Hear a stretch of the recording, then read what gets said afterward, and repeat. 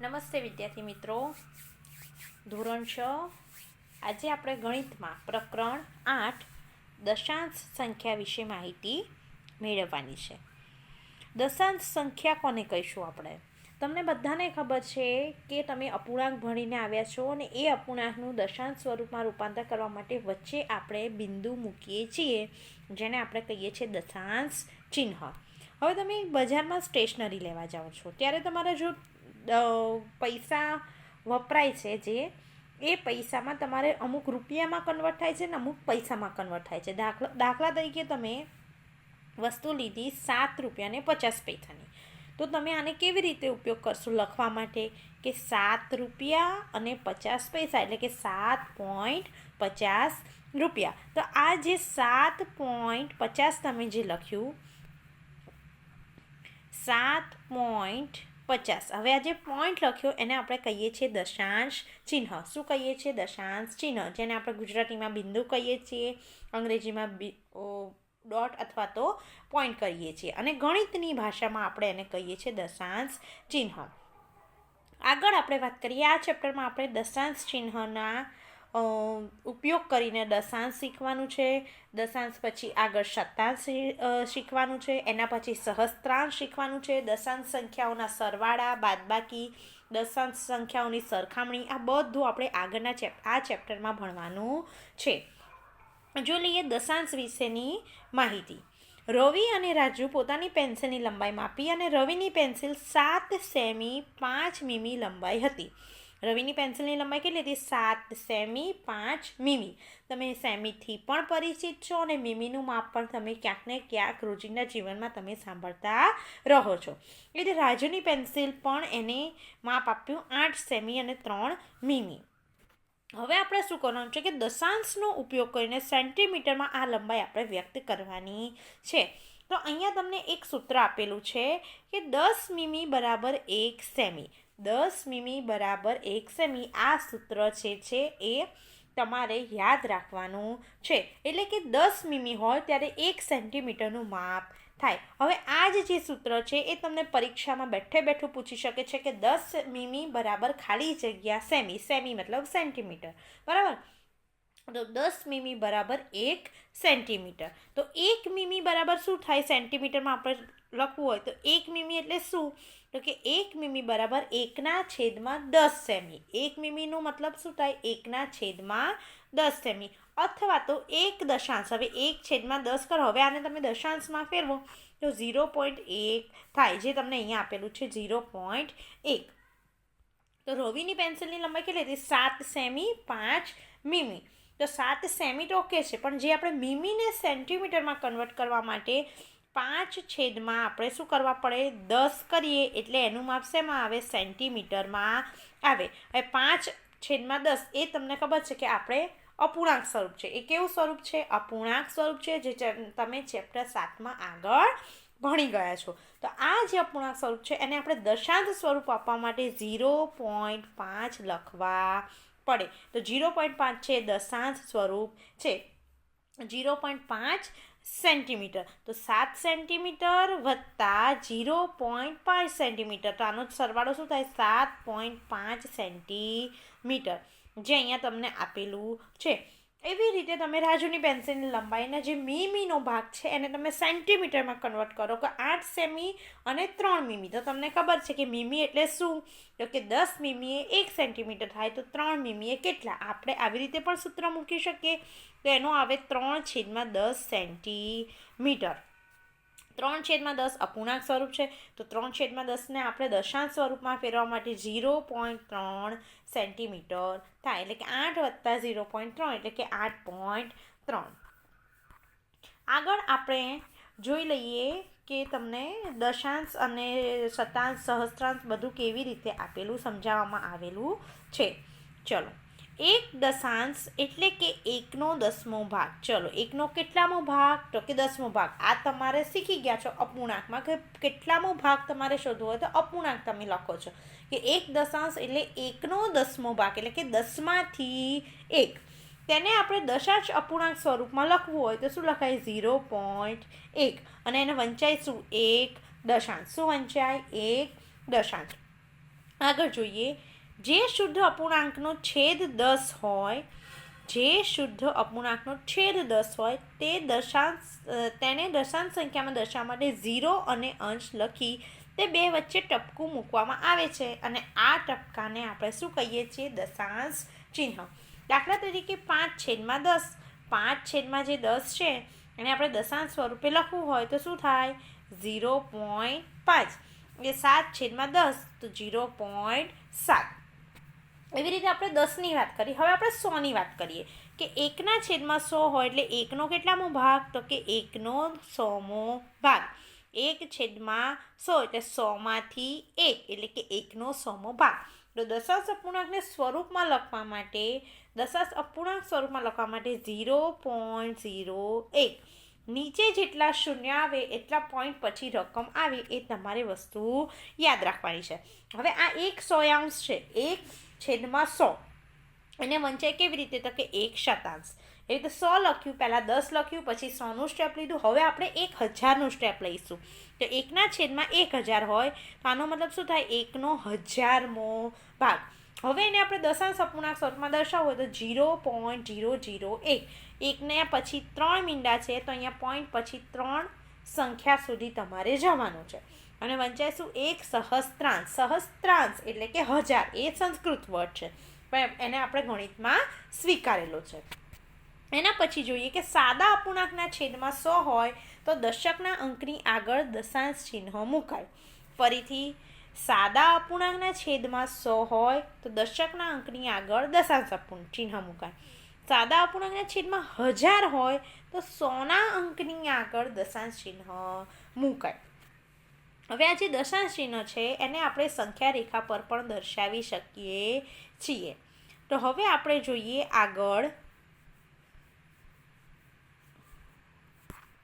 દશાંશ વિશે થોડી વધારે માહિતી લઈ લઈએ. તમને અહીંયા દશાંશ લખીને એક દશાંશ જે કેવી રીતે વંચાય છે એની બધી માહિતી આપેલી છે. એના પછી આપણે અહીંયા જોઈએ સંખ્યા રેખાની વાત કરી છે કે સંખ્યા રેખા પર પણ દર્શાવી શકાય છે. તમને અહીંયા એક પ્રશ્ન પૂછ્યો છે કે 0 અને 1ની વચ્ચે 5 સંખ્યા લખો અને સંખ્યા રેખા પર દર્શાવો. તમે સંખ્યા રેખા દોરતા હતા એમાં તમે દરેક સેમીએ 0, 1, 2, 3, 4, 5 એવી રીતે લખતા હતા. પણ આમાં તમને શું કીધું છે? તમે ધ્યાનથી વાંચો તો 0 અને 1ની વચ્ચેની 5 સંખ્યા કીધી છે. તો 0 અને 1ની વચ્ચેની 5 સંખ્યા જુઓ, તમને અહીંયા સંખ્યા રેખા આપેલી છે. આ 0 છે, આ 1 છે, એની વચ્ચેની 5 સંખ્યા કીધી એટલે તમે 0, 0.1, 0.2, 0.3, 0.4, 0.5, 0.6, 0.7, 0.8, 0.9 આટલી તમારે સંખ્યા દર્શાવી શકાય. તમારે 0 અને 1ની વચ્ચે 0.1થી લઈને 0.9 સુધી તમે સંખ્યા રેખા દર્શાવી શકો. બીજો પ્રશ્ન પૂછ્યો છે, શું તમે હવે 2.3ને સંખ્યા રેખા પર દર્શાવી શકો છો? 2.3માં કેટલા એકમ અને કેટલા દશાંશ છે તે ચકાસો. તેનું સ્થાન સંખ્યા રેખા પર ક્યાં હશે? તો આપણે 2.3ને પણ સંખ્યા રેખા પર દર્શાવી શકીએ છીએ. 2.3 એટલે કે આ સંખ્યા ક્યાં હશે? 2 અને 3ની વચ્ચે આવશે. એટલે કે 2 કરતાં મોટી હશે અને 3 કરતાં નાની હશે. એટલે કે 2 અને 3ની વચ્ચે આપણે સરખા 10 કાપા પાડીશું અને એ સરખા 10 ભાગ પાડીશું અને 2 પછીનો જે ત્રીજો ભાગ હશે ત્યાં આપણે 2.3 દર્શાવીશું. આગળ તમને પૂછે છે કે 1.4ને સંખ્યા રેખા પર દર્શાવો. તો આમાં તમારે શું કરવાનું? 1.4 છે એટલે આ સંખ્યા રેખા પર ક્યાં હશે? 1 અને 2ની વચ્ચે. તો 1 અને 2ની વચ્ચે તમારે 10 ભાગ પાડવાના. એમાં 1, 1.1, 1.2, 1.3 અને 1.4. તો 1.4 આવે એ તમારે સંખ્યા રેખા પર હાઇલાઇટ્સ કરવાનું. આગળ આપણે જોઈએ સ્વાધ્યાય 8.1. સ્વાધ્યાય 8.1 તમને એક દાખલા નંબર 1 આપેલો છે કે નીચે આપેલા કોષ્ટકમાં સંખ્યા લખો. શું કીધું છે? નીચે આપેલા કોષ્ટકમાં સંખ્યા લખો. એમાં એ આપેલું છે તમને પિરામિડ જેવું આપેલું છે અને બી તમને આકૃતિ આપેલી છે એ અને બી. એમાં 3 અંક આપેલા છે, દશક, એકમ અને દશાંશ. એવી રીતે બીમાં તમને આપેલું છે 100, દશક અને દશાંશ. હવે તમને અહીંયા કોષ્ટક આપેલું છે, એ કોષ્ટક તમારે પૂરવાનું છે. જોઈ લઈએ પહેલી જે આકૃતિ છે એ આ છે. આ એરિયા તમારે જોવાનો છે કે દશાંશ સ્થાનમાં કેટલા છે, તો કે દશાંશ સ્થાનમાં 2 છે. જુઓ તમને અહીંયા દેખાય છે 1 અને 2. તો દશાંશ સ્થાનમાં આપણે અહીંયા કેટલા લખીશું, આ રહ્યું તમારું એનું સ્થાન, તો દશાંશ સ્થાનમાં લખીશું 2. બરાબર. એકમના સ્થાનમાં કેટલા છે, તો કે એકમના સ્થાનમાં 1. દશકના સ્થાનમાં કેટલા છે, તો દશકના સ્થાનમાં 3 પિરામિડ છે એટલે 3 આપણે અહીંયા લખીશું. હવે 100ના સ્થાનમાં કશું આપેલું નથી એટલે આપણે અહીંયા લખીશું 0. હવે આને તમારે દશાંશ સ્વરૂપે દર્શાવવું હોય તો આનો જવાબ થાય 31.2. દશાંશ છે એટલે એકમ પછી આપણે પોઈન્ટ લખીશું. એવી રીતે બીજા નંબરનું તમને અહીંયા દશાંશના સ્થાનમાં દર્શાવેલા છે 4. બરાબર, 4 છે. એકમના સ્થાનમાં કશું નથી એટલે એકમના સ્થાનમાં આપણે મૂકીશું 0. પછી દશકના સ્થાનમાં છે 1 અને 100ના સ્થાનમાં છે 1. તો આનો તમારે પોઈન્ટ બદલવો હોય, આને તમે દશાંશ ચિહ્નમાં ફેરવવું હોય તો 110.4. એ શું થાય, 110.4. હવે આપણે જોઈએ દાખલા નંબર 2. નીચેની દશાંશ સંખ્યાઓને સ્થાન કિંમતના કોષ્ટકમાં લખો. તો જોઈ લઈએ દાખલા નંબર 2 તમને શું કહેવા માગે છે, આગળ જઈએ સમજીએ. નીચેની જે સ્થાન કિંમત છે એટલે કે તમને એમાં પહેલો આપેલું છે 19.4. 19.4ને તમારે જે હમણાં એકમ દશકના કોષ્ટક સ્વરૂપે આપણે જોયું એ રીતે તમારે દર્શાવવાનું છે. હવે પોઈન્ટ પહેલાંની તમે સંખ્યા ચેક કરો 19. તો 19માં 9 એકમના સ્થાને છે અને 1 દશકના સ્થાને છે. 9 એકમના સ્થાને છે, 1 દશકના સ્થાને છે એટલે 1 ગુણ્યા 10 લીધા છે કેમ કે 1 દશકના સ્થાને છે, વત્તા 9 એકમના સ્થાને છે એટલે આપણે લીધું છે 9 ગુણ્યા 1 અને 4 પોઈન્ટ પછી છે એટલે કે પોઈન્ટ પછી જે 4 દર્શાવ્યા છે એને આપણે દશાંશ તરીકે લઈએ તો 4 ગુણ્યા 1 દશાંશ. શું થાય, 4 ગુણ્યા 1 દશાંશ. જે તમને અહીંયા વિસ્તરણ આપેલું છે એ તમે અહીંયા જોઈ શકો છો. 1ની જોડે 10 કેમ લીધા છે, તો કે 1 દશકના સ્થાનમાં છે માટે 1 ગુણ્યા 10 લીધું છે.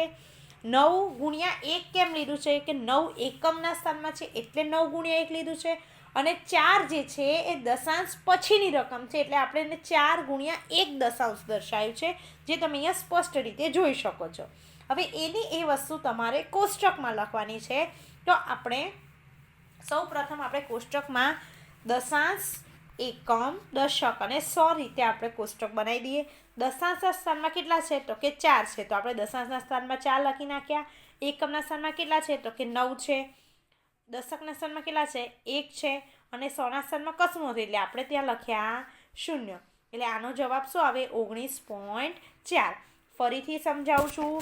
4 જે છે એ દશાંશના સ્થાનમાં છે એટલા માટે આપણે 4 ગુણ્યા 1 દશાંશ લખ્યું. 9 છે એ એકમના સ્થાનમાં છે એટલે આપણે 9 ગુણ્યા 1 કર્યું. 1 છે એ દશકના સ્થાનમાં છે એટલે આપણે 1 ગુણ્યા 10 કર્યું. એને હવે તમારે કોષ્ટકમાં દર્શાવવાનું છે. કોષ્ટકમાં આપણે દશાંશ, એકમ, દશક અને 100ના ખાના લખેલા છે. દશાંશમાં તમે 4 મૂકશો, એકમના સ્થાનમાં 9 છે એટલે એકમના સ્થાને 9 મૂકશો. 1 એ દશકના સ્થાને છે એટલે દશકના કોષ્ટકમાં દશકના ખાનામાં તમે 1 મૂકશો અને 100ના સ્થાનમાં કશું નથી. એવી રીતે આપણે આગળ જોઈએ બી. 0.3. પોઈન્ટ પછી જે સંખ્યા આવે છે એ તમારે શું સમજવાની, દશાંશ સમજવાની. તો પોઈન્ટ પછી 3 છે તો 3 દશાંશમાં આવશે. પોઈન્ટની આગળ એક 0 છે જે એકમના સ્થાન ઉપર છે. પોઈન્ટની આગળ જે 0 છે શેના સ્થાન ઉપર છે, એકમના સ્થાન ઉપર છે. અને બીજો આગળ 0 તમે સમજો તો એ દશકના સ્થાન ઉપર થયો એટલે 0 ગુણ્યા 10 વત્તા 0 ગુણ્યા 1 વત્તા 3 ગુણ્યા 1 દશાંશ. દશાંશ કેમ આવ્યો, તો કે પોઈન્ટ પછી 3 છે માટે આપણે એને દશાંશ સ્વરૂપે 1 દશાંશ લખ્યું. હવે તમે કોષ્ટકમાં લખો દશાંશ, એકમ અને દશક. તો દશાંશના સ્થાનમાં શું આવશે, તો કે 3 આવશે. મૂકી દીધા. 0 એકમના સ્થાનમાં અને દશક પણ એકમના સ્થાનમાં, દશકમાં પણ 0 એકમના આવશે ખરો. એના પછી જોઈએ સી. 10.6. ફરીથી એનું એ રિપીટ છે. 10 એમાં 0 છે એકમના સ્થાન ઉપર છે, 1 છે એ દશકના સ્થાન ઉપર છે, અને જે 6 છે એ તમારે દશાંશના સ્થાન ઉપર છે. દશક અને દશાંશમાં તમારે કોઈ મિસ્ટેક થવી જોઈએ નહીં. દશક એટલે કે આપણે 10 વડે છે ને ગુણ્યા, અને દશાંશ એટલે 1/10. તો જોઈ લઈએ ફરીથી કોષ્ટકમાં. 1 દશકના સ્થાને છે એટલે એને 10 વડે ગુણ્યા છે, 1 × 10 એનું વિસ્તરણ થયું છે. 0 એકમના સ્થાને છે એટલે એનું વિસ્તરણ થયું 0 × 1, અને પોઈન્ટ પછી 6 આપેલા છે એટલે 6 દશાંશ કહેવાય છે, એટલે કે એનું વિસ્તરણ થયું 6 × 1 દશાંશ. હવે આપણે આને કોષ્ટકમાં મૂકીએ કે દશાંશના સ્થાન ઉપર કેટલા છે, તો કે 6 છે. તો દશાંશના ખાનામાં આપણે 6 લખ્યા, એકમના સ્થાન ઉપર 0 છે એટલે અહીંયા 0 લખ્યો, અને દશકના સ્થાન ઉપર 1 છે એટલે અહીંયા આપણે 1 લખ્યું, અને 100ના સ્થાન ઉપર કશું નથી એટલે જ્યાં કંઈ ના હોય ત્યાં આપણે 0 દર્શાવીશું. એના પછી જોઈએ ડી. 205.9 કેટલા છે, 205.9. પોઈન્ટ પછી જે સંખ્યા આવે એ દશાંશ થઈ જાય, તમને ખબર છે. એટલે 9ની જોડે શું ગુણ્યું છે, તો 1 દશાંશ ગુણ્યું. એના પછી 5 જે છે એકમના સ્થાન ઉપર છે એટલે 5 × 1. 0 જે છે એ દશકના સ્થાન ઉપર છે એટલે 0 × 10, અને 2 જે છે એ 100ના સ્થાન ઉપર છે એટલે એને 100 વડે 2 × 100. આની આ વસ્તુને આપણે કોષ્ટકમાં દર્શાવીએ. દશાંશના સ્થાન ઉપર 9 એટલે 9 લખ્યા આપણે, એકમના સ્થાન ઉપર 5, દશકના સ્થાન ઉપર 0, અને 100ના સ્થાન ઉપર 2, એટલે આનો આન્સર આવે 205.9.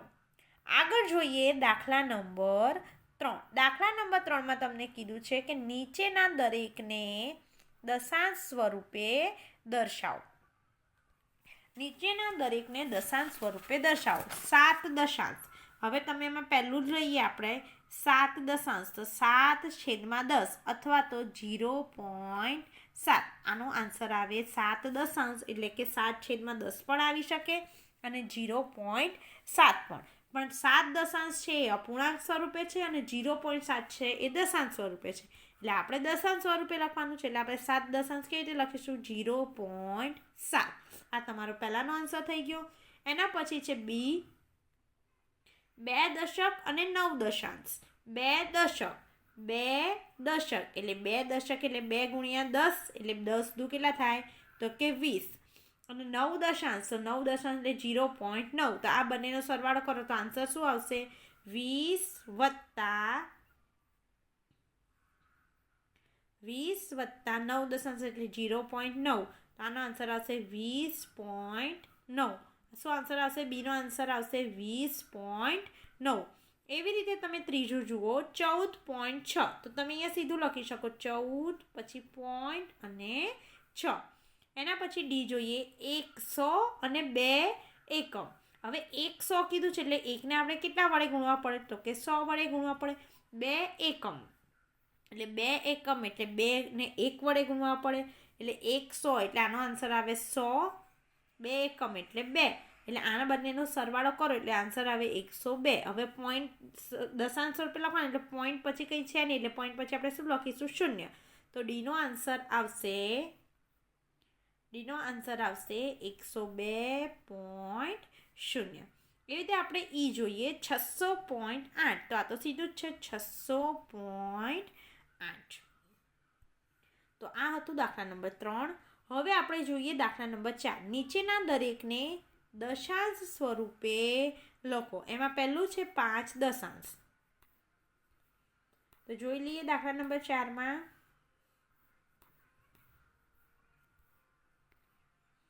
5 દશાંશ છે અને દશાંશ સ્વરૂપે લખો તો 5 દશાંશ સ્વરૂપે શું લખો છો કે તમે 0.5. એટલે બીજું છે બી 3 + 7 દશાંશ. હવે આના દશાંશ સ્વરૂપે લખવું હોય તો 3નું દશાંશ સ્વરૂપ ના થાય એટલે 3 એમના એમ રાખવાના. 7 દશાંશને તમે લખી શકો 0.7 એટલે કે લાસ્ટ આન્સર આવશે 3.7. એવી રીતે 200 + 60 + 5 + 1 દશાંશ.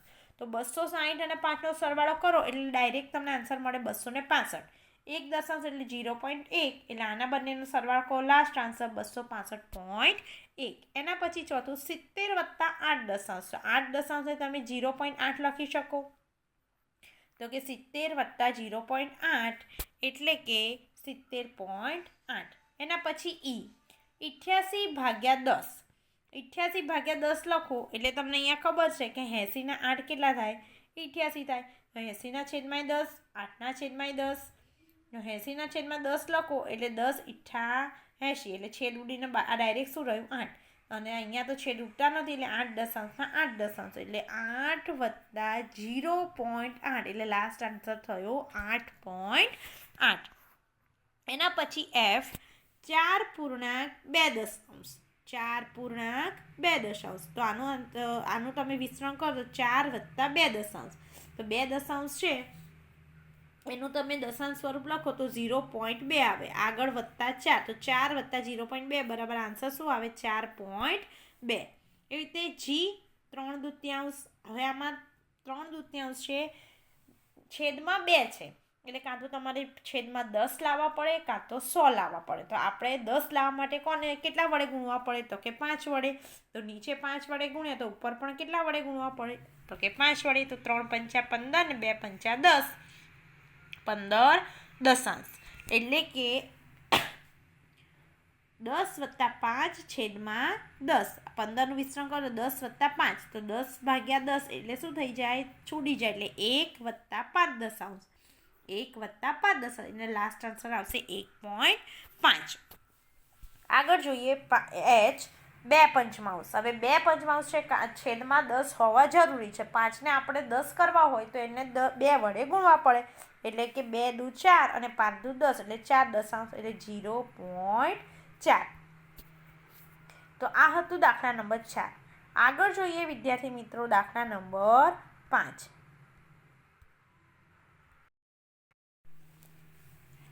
આગળ જોઈએ દાખલા નંબર 5. દાખલા નંબર 5માં એવું કીધું છે કે નીચેની દશાંશ સંખ્યાને પહેલાં અપૂર્ણાંક સ્વરૂપમાં ફેરવો અને એના પછી સરળ સ્વરૂપમાં ફેરવો. એટલે કે જે આપણને આપેલી છે દશાંશ સંખ્યા, તો આ જે દશાંશ સંખ્યા છે એને પહેલાં આપણે અપૂર્ણાંક સ્વરૂપે ફેરવીશું અને પછી સરળ સ્વરૂપમાં. સરળ એટલે એનું અતિ સંક્ષિપ્ત રૂપ. તો પહેલું છે 0.6. તો જે 0.6 છે એને અપૂર્ણાંક સ્વરૂપે ફેરવો એટલે એનું પોઈન્ટ થઈ જાય 6/10. તો હવે આ એનું અપૂર્ણાંક સ્વરૂપ થઈ ગયું. હવે આના જેટલા છેદ ઉડતા હોય એટલા આપણે ઉડાડી દઈએ એટલે એનું અતિ સંક્ષિપ્ત રૂપ અથવા તો સરળ રૂપ આપણને મળી જાય. તો 6ના ભાગ પડે છે 3 દુ 6 અને 10ના ભાગ પડે 5 દુ 10 એટલે કે 2 સરખા કેન્સલ થઈ જાય એટલે બચ્યું શું? 3/5. તો આ એનું થઈ ગયું સરળ સ્વરૂપ. ફરીથી પહેલો દાખલો 0.6 જે દશાંશ સ્વરૂપે આપેલું છે એને આપણે અપૂર્ણાંક સ્વરૂપે ફેરવીએ તો 6/10. ફરી આને દશાંશ સ્વરૂપ કરો તો શું આવે? 0.6 અથવા તો 0.6 એટલે અપૂર્ણાંક સ્વરૂપમાં ફેરવ્યું એટલે આવે છે 6/10. શું આવે છે? 6/10. 6 અને 10ના સરખા આપણે ભાગ ઉડાડી દઈશું એટલે એનું અતિ સંક્ષિપ્ત રૂપ એટલે કે નાનામાં નાનું સ્વરૂપ આપણને મળશે. એટલે 6ના ભાગ પડ્યા 3 × 2 અને 10ના ભાગ પડ્યા 5 × 2. 2 ઉપર નીચે અંશ અને છેદમાં સરખા છે, ઉડી ગયા એટલે કે કેન્સલ થઈ ગયા એટલે બાકી બચ્યું 3/5 એ એનું સરળ સ્વરૂપ આવ્યું. બીજો દાખલો જોઈએ 2.5. 2.5નું અપૂર્ણાંક સ્વરૂપ તમારે જોતું હોય તો 2.5 એટલે પોઈન્ટ વચ્ચેથી કાઢો એટલે 2 અને 5 એટલે કે 25 અને પોઈન્ટ પછી એક રકમ હતી એટલે નીચે 10. પોઈન્ટ પછી 2 રકમ હોય તો તમારે નીચે 100 લખવાના. પોઈન્ટ પછી 3 રકમ હોય તો તમારે નીચે 1000 લખવાના. જેમ જેમ તમે આગળ ચેપ્ટર ભણશો એમ તમને આઈડિયા આવતો જશે. પણ અત્યારે પોઈન્ટ પછી એક જ રકમ છે 5 એટલે આપણે નીચે લખીશું 10 એટલે કે એનું અપૂર્ણાંક સ્વરૂપ થાય 25/10. 25 અને 10માં સરખા જેટલા હોય ઉપર નીચેના એટલા આપણે કેન્સલ કરીએ છીએ એટલે 25ના ભાગ પાડો તમને મળશે પાયો 25 અને 10ના ભાગ પાડો તમને મળશે 5 × 2. તો 5 સરખા છે જે કેન્સલ થઈ જશે એટલે બાકી રહ્યા 5/2 એને આપણે એનું સરળ સ્વરૂપ કહીશું. એવી રીતે આપણે C. તો C 1.0. હવે પોઈન્ટ પછી 0 હોય એટલે તમે ગણતરીમાં ના લો તો પણ ચાલે એટલે આનું સરળ સ્વરૂપ શું થઈ જાય? 1 જ થઈ જાય. તો 1 છે એનું સરળ સ્વરૂપ જ છે. 1.0 એટલે એનું સરળ સ્વરૂપ તમે કાઢો એટલે કે શું થઈ જાય? 1 થઈ જાય. એના પછી ચોથો દાખલો 3.8. 3.8નું અપૂર્ણાંક સ્વરૂપ તમને મળે 38/10.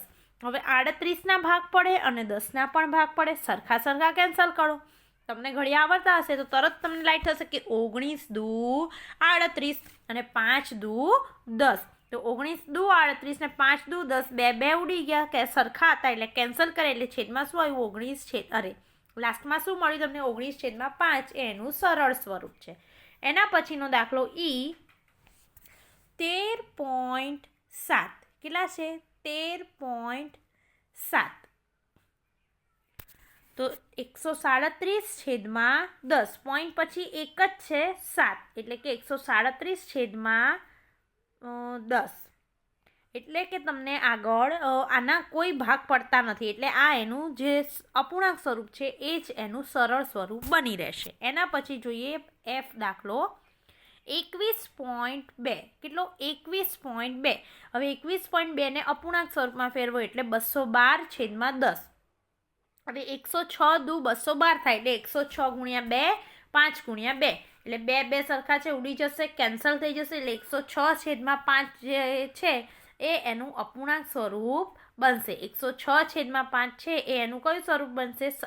સરળ સ્વરૂપ બનશે. એના પછી G 6.4. 6.4 ને અપૂર્ણાંક સ્વરૂપમાં ફેરવો એટલે 64/10. 64/10 એના તમે ભાગ પાડો એટલે 32 દુ 64 અને 5 દુ 10, સરખા કેન્સલ એટલે બાકી રહ્યું 32/5 એ એનું સરળ સ્વરૂપ કહેવાય. હવે આપણે જોઈએ દાખલા નંબર 6. દાખલા નંબર 6માં તમને કહ્યું છે કે દશાંશના ઉપયોગ કરી નીચેના દરેકને સેમીમાં દર્શાવો. આપણે જે પહેલું મેં તમને શીખવાડ્યું હતું મીમી અને સેમી, તો આપણે મીમીમાં તમને માપ આપેલું છે અને તમારે સેમીમાં દર્શાવવાનું છે. તેમાં પહેલો દાખલો જોઈએ 2 મીમી. હવે આ જે મીમી છે એને તમારે સેન્ટીમીટરમાં દર્શાવવાનું છે. તો તમને બધાને એક સૂત્ર ખબર છે કે 10 મીમી બરાબર 1 સેન્ટીમીટર થાય. તો તમને અહીંયા કેટલા આપેલા છે? 2 મીમી. તો આપણે એ પ્રમાણે પદ મૂકીશું કે 10 મીમી બરાબર 1 સેન્ટીમીટર માટે 2 મીમી બરાબર કેટલા? હવે તમને ખબર જ છે કે આ બંનેનો ક્રોસ ગુણાકાર થાય એટલે 2 × 1 અને છેદમાં 10. તો 2 × 1 કેટલા થાય? 2/10. તો આનું દશાંશ અપૂર્ણાંક સ્વરૂપ શું થશે? દશાંશ સ્વરૂપ શું થશે? 2 દશાંશ એટલે કે 0.2 સેમી. આગળ જોઈએ 30 મીમી. તો પહેલું સૂત્ર તો તમને યાદ હશે તો જ દાખલો આવડશે એટલે કે તમને મગજમાં હવે ફિટ થઈ જવું જોઈએ કે 10 મીમી બરાબર 1 સેન્ટીમીટર. 10 મીમી બરાબર 1 સેન્ટીમીટર માટે 30 મીમી બરાબર કેટલા? તો 1 × 30/10 એટલે કે આન્સર આવશે 3 સેન્ટીમીટર. આગળ સી છે 116 મીમી. તો 10 મીમી એ 1 સેન્ટીમીટર, તો 116 મીમી એ કેટલા? તો 116 × 1/10 એટલે આનો આન્સર આવશે 11.6 સેન્ટીમીટર. એના પછી ડી 4 સેન્ટીમીટર અને 2 મીમી. તો આપણે 4 સેન્ટીમીટર તો આપેલા જ છે, એને આપણે સળી કરવાની નથી એટલે કે 4 સેન્ટીમીટર એમને એમ રહેશે. જે આ 2 મીમી છે એને આપણે સેન્ટીમીટરમાં કન્વર્ટ કરવાના છે. તો 10 મીમી એ 1 સેન્ટીમીટર, તો 2 મીમી એ કેટલા? તો એનો આન્સર આવશે 0.2 સેમી. તો 4 સેમી વત્તા 0.2 સેમી, તો લાસ્ટ આન્સર આવશે 4.2 સેમી. એવી રીતે 162 મીમી. તો 10 મીમી 1 સેન્ટીમીટર, તો 162 એ કેટલા? તો 162 × 1/10. 162/10 એટલે કે 16.2 સેન્ટીમીટર. હવે જ્યાં એફ છે એ વિદ્યાર્થી મિત્રો તમારે હોમવર્કમાં કરવાનો રહેશે. એના પછી છે દાખલા નંબર 7. સંખ્યા રેખા પર કોઈ પણ બે પૂર્ણ સંખ્યા વચ્ચેની નજીકની સંખ્યાનો સમાવેશ થશે. કઈ પૂર્ણ સંખ્યા આપેલ સંખ્યાની નજીક છે એ તમારે શોધવાની છે. 0.8. તો 0.8 એ 0 અને 1ની વચ્ચે છે, પણ 0 અને 1માં કોની નજીક છે? તો કે 1ની વધુ નજીક છે. તમે અહીંયા સંખ્યા રેખા જુઓ તો 0 અને 1. તો 0 અને 1માં 0.8 જે છે એ 1ની વધુ નજીક છે. એવી રીતે 5.1. તો 5.1 કોની વચ્ચે હશે? તો કે 5 અને 6ની વચ્ચે હશે, પણ વધુ નજીક કોની છે? 5 કે 6? તો કે 5ની વધુ નજીક છે. એટલે 2.6. તો 2.6 છે જે છે એ 2 અને 3ની વચ્ચે આવશે. કેટલાની વચ્ચે આવશે 2 અને 3ની વચ્ચે, પણ નજીક કોને? તો કે 3ની વધુ નજીક. એવી રીતે ચોથું છે 6.4, તો 6.4 6 અને 7ની વચ્ચે આવે, પણ 6ની વધુ નજીક છે. એવી રીતે ઈ છે 9.1, તો 9.1 એ કોની વચ્ચે છે? 9 અને 10ની વચ્ચે, પણ 9ની વધુ નજીક છે. 4.9 તો 4 અને 5ની વચ્ચે છે, પણ વધુ કોની નજીક છે? તો કે 5ની વચ્ચે છે. હવે તમને કીધું છે કે નીચેની સંખ્યાઓને સંખ્યા રેખા પર દર્શાવો, એટલે કે 0.2 છે, તો 0.2 છે એ 0 અને 1ની વચ્ચે આવે, તો આપણે 0 અને 1ની વચ્ચે 10 સરખા ભાગ પાડવા પડશે. તમે આ જે સેન્ટીમીટરના 0 અને 1 જે માપ લેતા હતા એની વચ્ચે તમારે 10 પહેલાં સરખા ભાગ પાડવા પડશે, અને 0 પછી આ છે 0.1 અને નીચેનું એના પછી આવે 0.2, પછી 0.3 0.4 એમ સળંગ ચાલતું જાય તે 1 સુધી, એટલે કે 0 અને 1ની વચ્ચે આપણે 10 સરખા ભાગ પાડીશું. એમાં 1 અને પહેલું અને બીજું જે બિંદુ છે એ 0.2 છે, એને આપણે હાઇલાઇટ કરેલું છે.